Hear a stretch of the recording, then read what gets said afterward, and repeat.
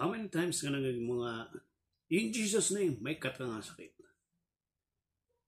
As if, kasla nga dapat nakabalin nga, by the name, o soran tayo tinaga ni Jesus, kasla nga dapat nakabalin nga, may kat iti, may isang sakit iti tao.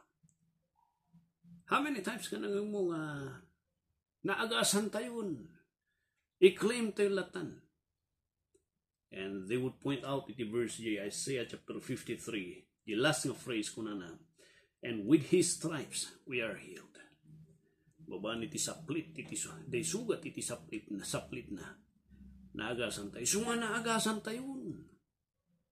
And yet the truth remains, no agpaisura ito apay nga adulat tayo iti Kristiyano agsusakit.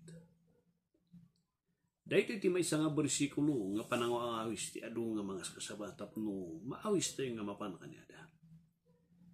Dahito iti may nga bersikulo nga twisted nga panaka-explicar tapno mapan tayo. Ijayanda.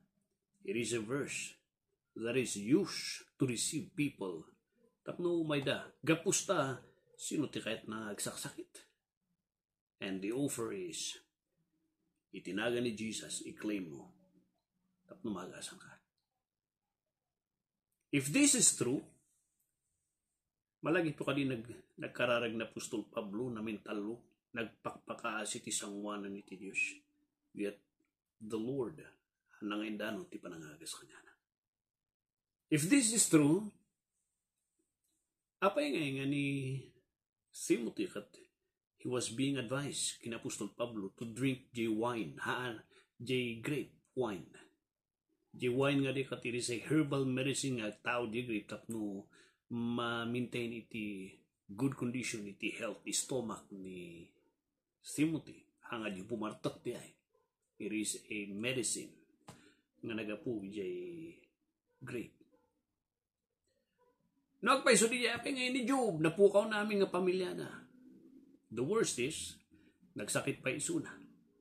Nagadgadil isuna. How about ni Lazarus, ni Richmond? Ni Lazarus nga na gadgadil. Ni Lazarus nga, he was described nga dati pamati na iti Diyos and yet, kasi iti estado na. My brothers, adati kat kiba ka na kayo. Our healing depends kini Abrish. We believe iti miracle iti Apo, but we also submit no ipalubos iti Apo. We submit to God's sovereign will. Kahit nga sawan, han nga madiktaran nga plano. No ipalpalubos na, yes, magasan tayo nga anak na. Dati rikrik na tayo. Namno, han na nga pagayatan. No dahito iti chimpo, dahito iti wagas nga mauyos ti biyag. Malpas iti biyag iti daga. Iti plano ni Apo, iti matupad.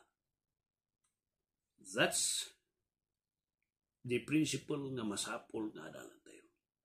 Di Isaiah 53, di healing nga rito di stripes nga rito uray di verse 5 nga rito kita nyo day, he was wounded for our transgressions. He was bruised, the chastisement for our peace. And with his stripes, we are healed. Isa salita na dito kat the substitutionary death ni Kristo. Nga kini Hesus Kristo, dito nga daton na kat substitution, karagiti na isaganaan, kaninsaganan ni Diyos sa mga manglakam, di pa nakaisalakan. Stripes nga ito kat it was not a stripes nga kuna tayo that will lead iti physical healing. Healing nga ito kat hanga physical nga healing ti salsarita na dito. Ti salsarita na dito kat it is a healing iti kararwa nga nayarig nga agsaksakit. And the only way for a man nga recover kat babaan kini Kristo Jesus. Ginarami na di krus ti Kalbaryo.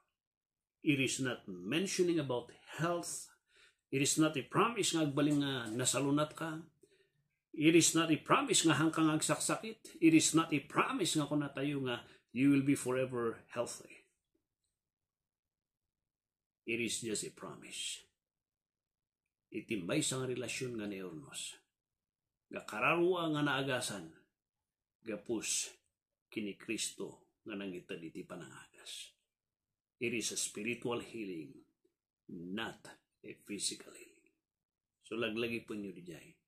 And when you hear preachers nga kasabaman nanda ito, watch out. Hanga day tikat na asawan. Ingat kayo. God bless and welcome to dating YouTube channel tayo. And if you think makadadal kayo dito dating records tayo, be free and welcome. Subscribe kayo to YouTube. Iti Facebook tayo, ag-follow kayo. Tapno dagiti updated nga adadalan tayo. Katumuno nagpay, kan maklaro dagiti sa lusod tayo. God bless you.